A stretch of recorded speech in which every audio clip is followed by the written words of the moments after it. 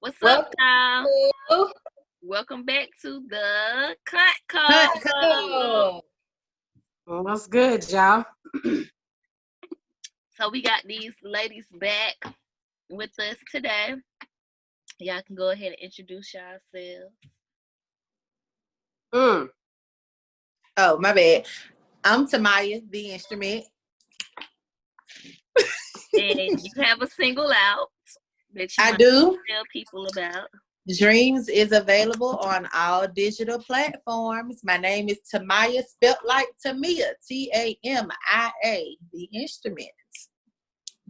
Nice. I'm gonna check Thank you out. you. Thank you. Thank you. She And is a I'm single. your girl Flo. I produce and host a podcast called The Flow Experience. Yes. And Dope. I definitely have some growth in that department where I'm gonna start doing things a little bit different. But otherwise, I do that, and it's available on Spotify, Apple, Google, Anchor, same place Ooh. as the Conco's located. We all are on the same platforms, and then I also have merchandise where you can check my IG page for the link, and my IG page is flo.exp. And click the link and get you some merch. All right. Buy merch. What does that say? Flow? The Flow. Ah, I like it. Yeah. Hey, we need some mugs that say cut juice. Would y'all buy that? Cut juice. Ah. I would buy it. Of course. I would be definitely like, Did I be drinking this? Right. buying for sure. So today, speaking of cunts, we talk about a cunt in a negative manner today. We're gonna be talking about Lil Boosie, and I guess just overall, like what they would call toxic masculinity. I hate these new age fucking newfangled terms. Child, they got some phrases for you. They do, and It's like a phrase for I look up, everything. it's the damn phrase, but I guess that's what it would be called. So I'm pretty sure if you're watching this, I'm hoping that you've seen like the grotesqueness of Boosie and his statements talking about how he buys minors, pussy, basically. I know this is something that both of you guys were passionate about in my DM. So I want to get our Man, opinions first, starting with Tamaya's, because you were probably the most passionate whew. about this. It's just something about when people are harming kids Well, that first, really, because you really. sent it to me, so can you give us a little bit more background about what? So basically, on like this live feed, because I didn't even watch the whole thing, but he was like live or whatever, and he was talking about basically how he buys or he's had grown women suck his sons and nephews off. He was like, they 11, 12, 13, da da da. They he said they are trained to F, as in trained to fuck. And that really hurt me because I'm like, those are babies. Yeah. 11, 12, 13, those are babies. And he went on to say something along the lines of he rather than watch porn than to be watching two men kissing on the Disney channels or I ain't gonna say Disney, I think he might have said on cartoons. He'd rather than watch porn than to watch two men kissing on cartoons. And that just really tore into my heart. Like, that really bothered me because that's not the first time I've heard of men buying prostitutes or having grown women have sex with their sons in an effort to prove that they're not gay or that they are men or whatever. Like, and then it just also just made me think about how, and I can't speak for nobody else community because I'm not a part of any other community. My only focus is Black people. And I know with us, we have a real problem with pedophilia.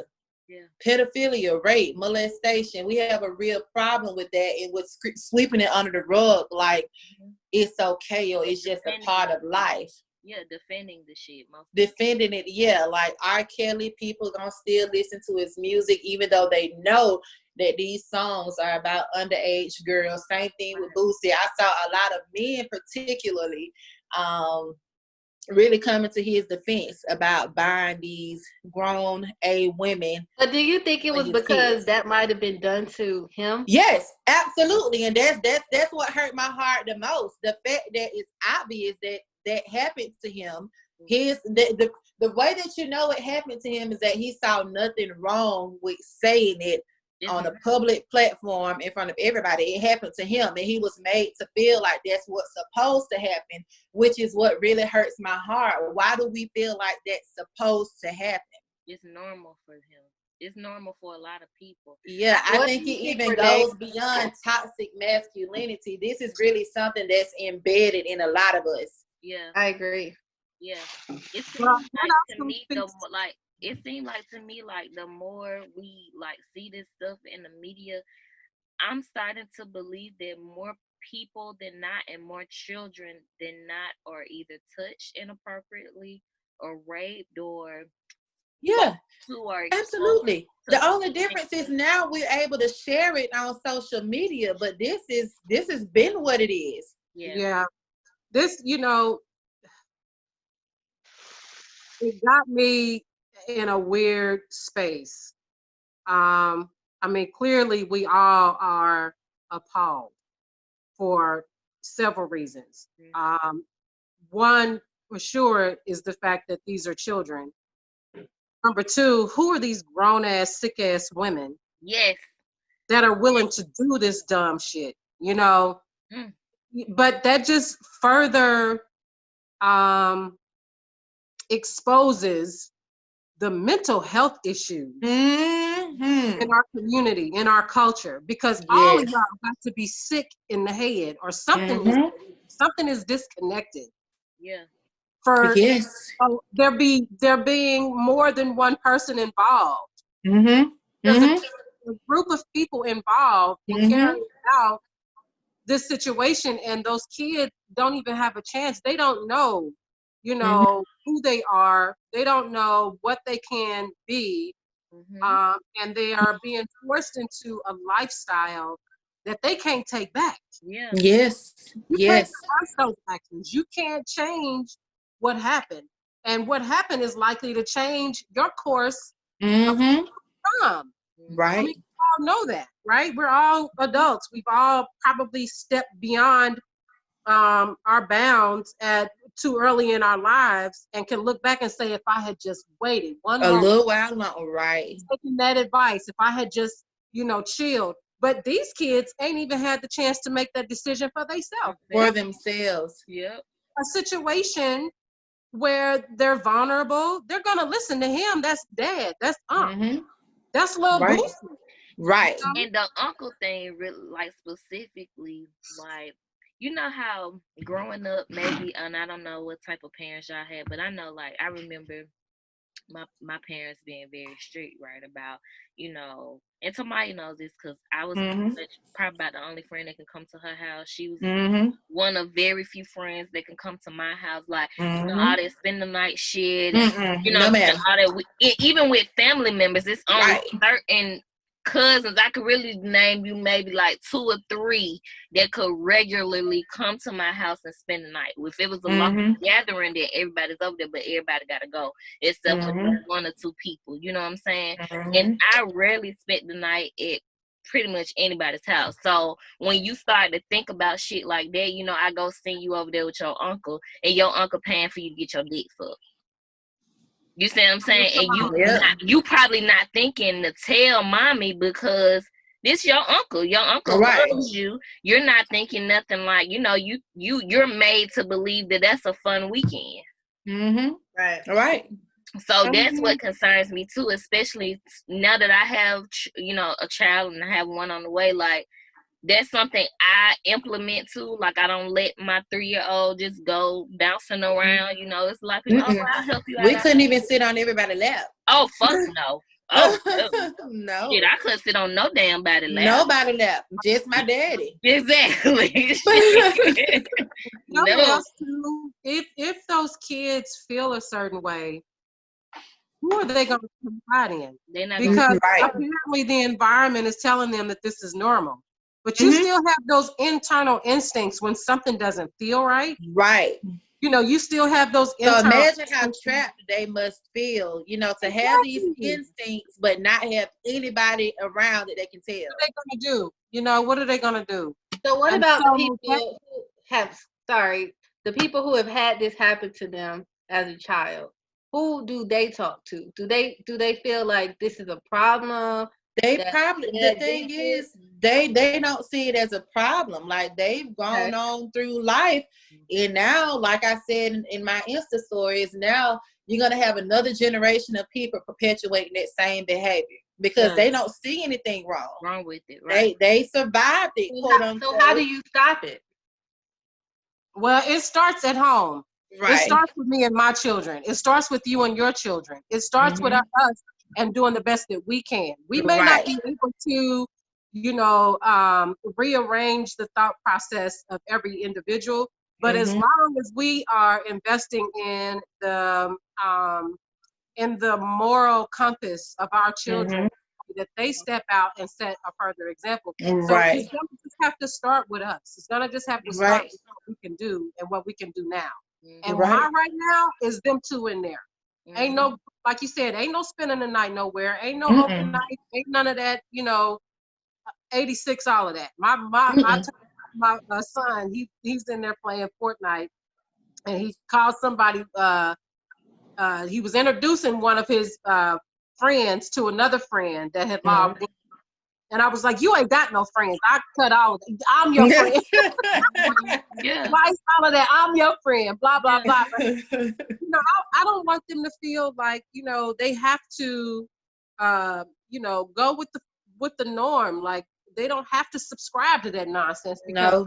I'm giving them the foundation. I'm giving them Mhm. the blueprint. And it has to start in the home. It has to. And then the thing about it is too, like, okay, so for the children that aren't exposed to it, then you send them out in the world with these children that have been exposed to it. Mhm. Say, little JoJo, who hasn't been exposed to it, is now friends with one of little Boosie's sons, and he thinking in order to fit in and for that to be my friend, I mean, shit, that's little Boosie's son, so I want to be friends with him. So I got to do the shit that he do. You know what I'm saying? So then it just, even if your home is safe, then because of the shit that you doing, you still kind of exposing my child to that bullshit. So I clearly and respectfully understand why you said what you said. You ain't got no motherfucking friends. Me and Mhm. Jesus is your only friends. You don't need no friends, because I don't know what the fuck your friends is into. And Because you know, it that's don't so have to be true. necessarily an adult that expose you. If a child is It could be a exposed to it, kid. And them let me children tell can make you, that shit keep that's the going main around and reason around. why my son was so unhappy at the Champion Middle School. And I'm calling their ass out because the kids in there and the teachers and the administrators, some of them I can just tell they're over fucking whelmed. They are overwhelmed. And their experience with the kids and the parents is something that I wouldn't wish on my worst enemy. But what my son was going through with dealing with these other kids who are exposed to those little Boosie proteges, or maybe they are one of his proteges or the facsimile thereof. They were trying to perpetuate that shit onto my son. Now, because I did have that grounded relationship with my son, he was open enough to come home and let me know I don't want to be there no more. And this is why. Because these people over here are saying this and I'm uncomfortable with it and I don't like it. So God bless me, with having a child that's willing to be open and able to talk to me. But like you said, what about those kids that, That's don't know gonna to fit be in. strong enough and just want to fit in? Yeah. So give our listeners who may have sons that are coming up to that age, Renee, some advice about how to talk to their sons to get them to feel comfortable with letting them know what's going on. Well, I mean, you definitely don't lie to your kids. Yeah. I don't give a shit. Sometimes Mhm. the harsh truth is the best truth. Right. I tell my kids the truth. I allow them to be who they are. but I help them to navigate what that is. Mm-hmm. And then I also tell them the truth about human beings. Mm-hmm. Because the human behavior is so, complex. Right. Mm-hmm. Everybody's not going to, talk to you like mommy's going to talk to you. Mm-hmm. Everybody's not going to be nice to you because mommy's nice. Everybody, Right. you got to be open, you got to be candid, and you got to let them know that even with all of that's going on in the world, don't be afraid. Mm-hmm. Be safe, and be strategic, but don't be afraid. Just be, yourself at all times.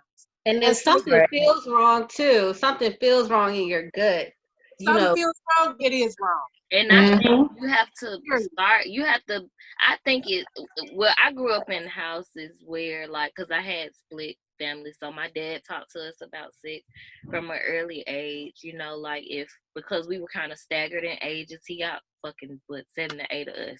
So if he was talking to the 13-year-old, that means I was probably like fucking 8 or something like that. So if he's talking to that person about sex and we all right there, then you might got a 5-year-old behind me or 4-year-old behind me, and we're all sitting there. We're not necessarily really understanding what he's talking about, but he's having an open conversation with that person, amongst us, so we can kind of know, kind of get a feel for it. And then once you reach that level, you'll get a more in-depth understanding. And my mom was the same way. Like, she talked to me about certain things that makes parents fucking uncomfortable, to be honest. But you have to know. And I think because of that, I wasn't the girl in a rush to try to have sex in middle school, high school. I kind of waited because I just was like, I kind of know about this stuff, and I want to make sure that I'm making an informed decision before I let somebody lay up on me. I'm not gonna let nobody touch me. Like you say, you kind of start to know what doesn't feel right.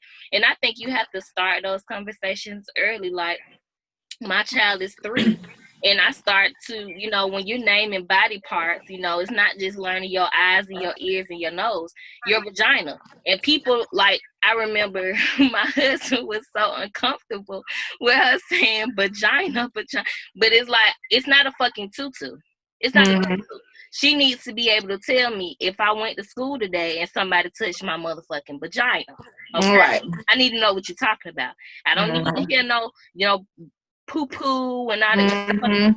So I teach her body parts, and she knows that don't feel right. And even now, well, she's getting 3, so she's learning to bathe herself. You know what I'm saying? It's like, even mommy shouldn't be touching that unless I'm helping you take a bath, or unless you're saying something wrong down there. When we go to the doctor, the doctor will say, look, mommy's right here. I'm just looking there. Make sure you're okay. I can only look if mommy's here. You know what I'm saying? So we have those conversations with her, so she'll know, don't fucking touch me. Right. Don't I look think that down goes there. back to what Flo was saying about it starts at home. Yeah. This is how you keep those type of behaviors at bay, by having these open conversations with your kids and letting them know what's what and what shouldn't be, and how to follow your internal moral compass. Or that goes like off. going to the bathroom and shit. She'll be like, we'll come, maybe sometimes she try to help her, if it's something wrong, like she has, some bowel issues sometimes, and so we try to like peek in. You okay? You good? And she like, get out, I got it, I can do it. But she knows, like, you're not supposed to be in the bathroom with me. Right. I got this. I'll call you if I need something. If I need you, then I'll call you. But yeah, you don't need to be standing around hovering over me. So it makes me feel more comfortable, because I'm like, if she does that to her parents, then I know she'll do that when she goes, goes out of the house. And you know what, too, when you when we find ourselves having to have these conversations, I can't be sexist about it. Because there are women predators just like there are male predators. Right. Obviously. Yeah, so you gotta really be specific, especially with this generation. They want facts. They want truth. They want, if it's blue, say it's blue. Don't tell me it's this dim color of water. Say what the hell it is. Is. Because they want that kind of information. But when I was coming up, predators was the man that flashed everybody that lived on the corner. Mm. You know what I'm saying? Chucky, what they call Chester, the child molester. Child molester. Yeah. So those were the predators but wasn't nobody talking to us about our family members. Yeah. Right. Sometimes those are women. It ain't just your uncle. It might be your auntie. Might be your auntie. It might be your cousin. It might be your sister. It might be your step. So you got to have that well-rounded conversation in a way that they understand that it doesn't discriminate. Mental illness 101. Now, This also reminds me so much of this book, or it's really an entire series. It's like the freaking Star Wars of urban street lit, but this is really dope artist named Desiree, and it starts with the series called The Carter Boys, and they are a family of basically sex traffickers out of Atlanta. And basically the whole purpose of this family is to breed a bunch of kids, sell these kids into being sex slaves. And like you said, most times it was the aunts, it was the sisters, it was it was the men too, don't get me wrong, because the men are what kind of ran the family, and they're the ones that sold the kids and whatnot. But they too, in this book, had adult women have sex with they 10, 11, 12-year-old sons to quote unquote break them in. And those sons had to in turn go and sell their sisters to the highest bidder. And they were selling these kids from as young as 5 years old. Oh my God. And they weren't just selling them to, any old Tom, Dick, and Harry. They were selling it, like the one girl, her name was Tuesday in the book, and she was being sold from 5 years old all the way up until she was maybe 16 or so to the mayor of Atlanta. And I feel like that book has so much truth in it. For one, Atlanta is like the largest sex trafficking hub. Yeah. I was getting ready to say, is there some truth to that shit? It's definitely some truth to it. I don't even want to call her books street lit, because that's really kind of not what it is, but it is. That's the genre it falls under. I would urge everybody to go and read these books. They're dope, but they're also eye-opening to make you realize what's really going on right here, like in Atlanta. Like the whole purpose of the family was to breed and sell children. And see, and that's women. The issue I took when you was like, he said something about my son's trained to fuck who? Not my daughter. Who and why? I can quote him because I pulled it up. It sounded a little rapey. You know what I'm saying? This is what he says, and they got it in. This is the Complex magazine. They quoted him, and basically he said, "I'm training these boys right. I'm training these boys right. Ask any of my nephews. Ask any of them. Ask my son. Yeah, when they was 12, 13, they got head. Yeah, that's how it's supposed to be. Hell yeah, I got my effing sons, you know what, sucked. I can't really, because my kids is in and out.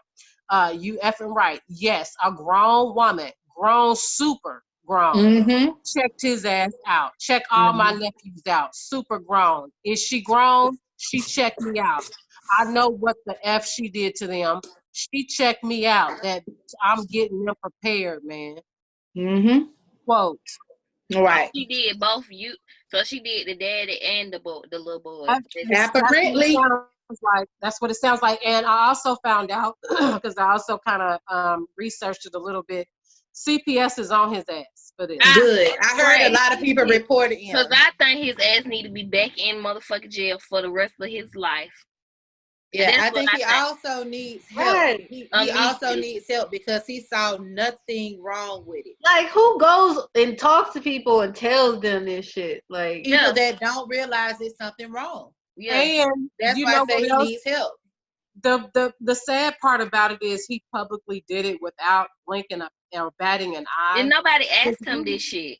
No, that's really the only reason why I'm even comfortable using a public platform to kind of shine a light on him, because I don't want to be, the person that perpetuates tearing down, people, especially black and brown culture. However, he did that to himself. Yeah. He did. So that's what's scary to me, that we're so desensitized, like he had no sense of censor or care or thought into the fact that what you saying, not only what you're saying, but what you're doing, that shit's not cool. Well, Like, I personally think, his obsession with gay. I know what you're about to say. I think the nigga is gay. That's what I think. I think he's just really obsessed with gay people. He's out like, okay, when he said the Dwayne Wade shit, and it's so funny too. I think Tamaya said, no, I think Tamaya said that these boys don't know, they don't know themselves yet. Okay, well, it's the same thing Boosie said about Dwayne Wade's son. Like, don't cut his dick off, man. Right. He don't know where his next meal coming from. I'm sorry, but that was funny. They don't know that, they don't know themselves at that age. But you're worried about somebody having a sex change that nobody even said. Nobody even mentioned that. He never even said that. Nobody even mentioned the baby having a sex change. She just said she said she wanted to change her name and be. They decided to embrace her. It is what it is. You went all the way left, but then you're not worried about your sons not knowing where their next meal coming from or not knowing themselves when you go and alter the shape of their lives. He also said somebody knows how to raise their fucking shit. Well, how could he when that happened to him? He also says that he trained. This is still the same article complex.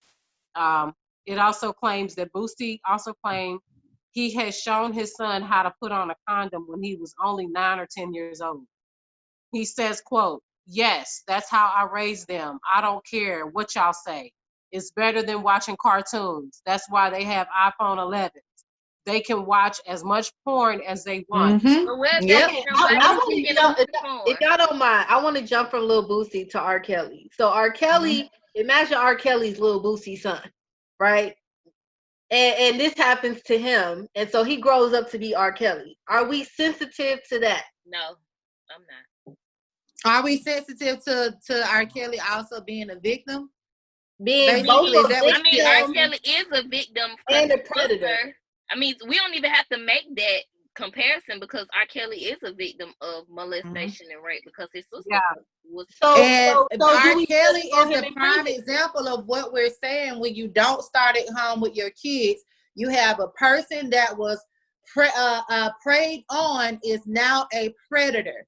At some point, you have to stop sensitive. But I don't feel sensitive to it.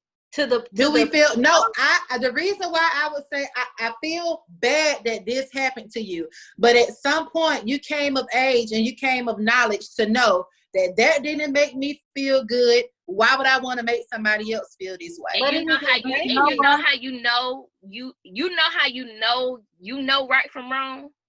Because you try to hide it. You try to hide it. Anything that you feel like you can't do out in the open, you need to reckon yourself with that behavior. But that doesn't necessarily mean you think it's wrong. You might just think it's not acceptable. It's just like a down low man. I don't think I think that. I think it's wrong. Yeah, it's wrong. I mean, this is more than you getting your butthole licked during sex. Yeah. That might be something that you might not want to talk about.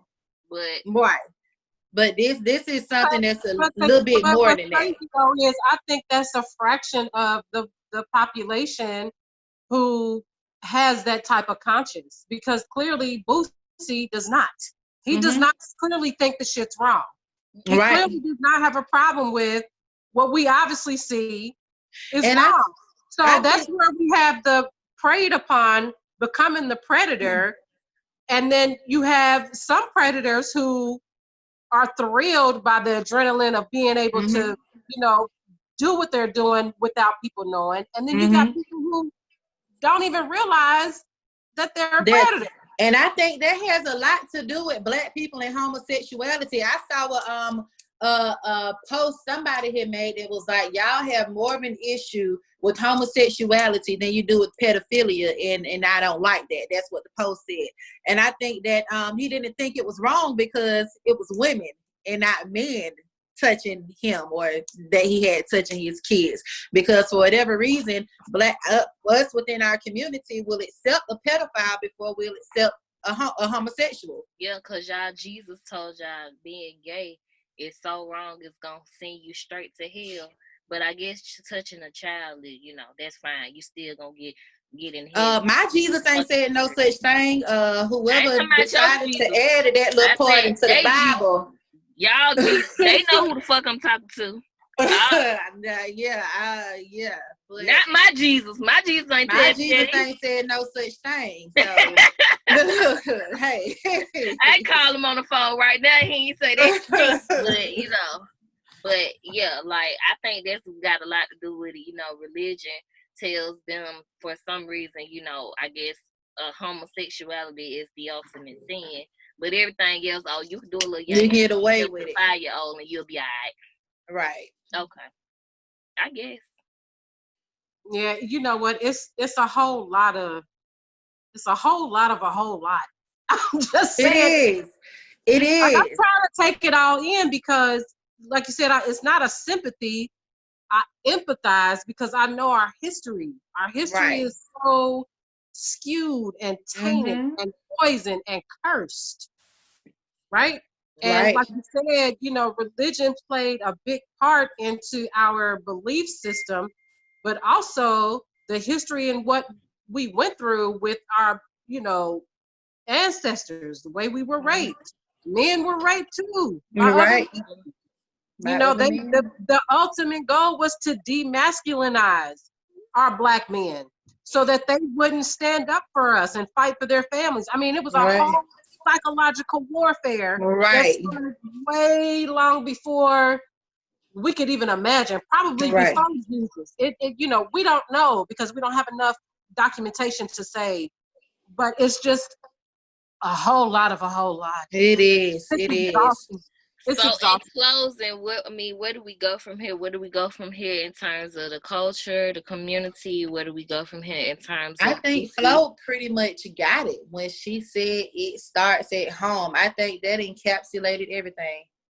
I think it starts at home, but we also need to make sure that we are still having open dialogue, open conversations. I think we need to be proactive in making certain that we have those mental health issues addressed, whether we find a counselor or, you know, advocate for more mental health awareness or mental health accessibility in our community. You know, we can't stop talking about it. We can't stop,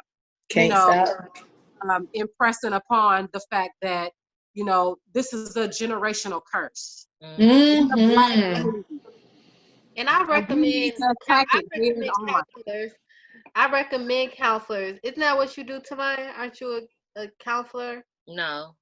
You just made it up. It's fine though. Continue. She done gave you some credentials, girl. All right, girl. All right. Well, I feel that you should get your children involved with maybe some family counseling, especially if this has happened to them. You know, they need to talk about it. They need to understand that it wasn't right. They need to understand that it shouldn't have been done to them and that they shouldn't do that to people moving forward in their life. So I think stop trying to hide the shit. Stop trying to sweep it under. Yeah, don't say nothing because it's gonna manifest at some point, and then they're gonna be in jail or prison or something like that because you didn't want to talk about it. It was with their boyfriends like Boosie, because that's where his dad need to go. Back with one of his little boyfriends in prison. And we also need to be honest with our kids about our own experience. Right. Not only be honest with what's going on outside of your walls, but you need to be honest with them about the person that they're looking at. Be honest with who you are, what you've been through, and give them that information so that they can have a better understanding that, you know, this is somebody that I trust, that I confide in, that I love, and they have been through some things. Now that I had that conversation, I can help them to navigate a little bit better, when they Moreover, are up against the odds. stop trying to raise our little boys that their manhood lies in their dick. Yeah, it's so much more to being in their dick. a black man than just your, sexual activity. Basically, just the same way we could tell little girls, you're not an object, you're beautiful, da da da. Well, little boys, you're not an object. Speaking to your boys the same way you speaking to your girls. More than fuck, dribble a ball, and rap. That's you can do more than that. And their bodies are important. It's sacred. It belongs to them. It is their space. It is their right. Protected at all times. You don't have to be frivolous with, your sexual experiences, no matter if you're a woman or a man. It doesn't, you don't have to do it. It's not necessary. You don't have to. Yep. Yeah. All right. Well, this was a hard conversation. It was. Honestly, but it was necessary. Yeah. And I appreciate y'all for having it with us. Yes, thank you all. Y'all got Thank y'all. Real quick, y'all want to plug again? No, just thank y'all for having me. I mean, this is my second ride on the C.U.N.T code. I'm excited about being here. Like I said, just to plug, I'm at flo.exp on Instagram. That's kind of where I'm at all the time. Link to my my merch, ball cap t-shirt, my coffee mug is definitely in my bio. And then check out my podcast, The Flow Experience, on all platforms. All right. Absolutely. And you can follow me at TUHMYUH on Instagram. Dreams is available on all digital platforms. Tamaya the Instrument. And Granny Panties is out right now. Granny Panties is out and it's going up. I have on full Granny Panties attire. That Irene Lennox. I love it. So, hey, thank y'all who have heard it so far. It's on all digital platforms right now by Free Spirit Granny Panties. And I love how when you type it in, I'm the only one.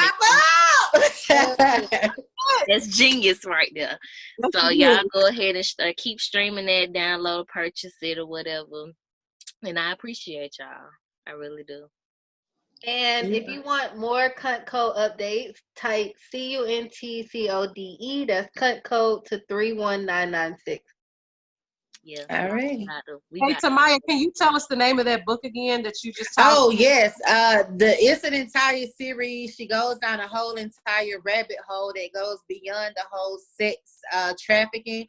But most of the sex trafficking is mentioned in the Carter Boys. It's like 5 parts to that.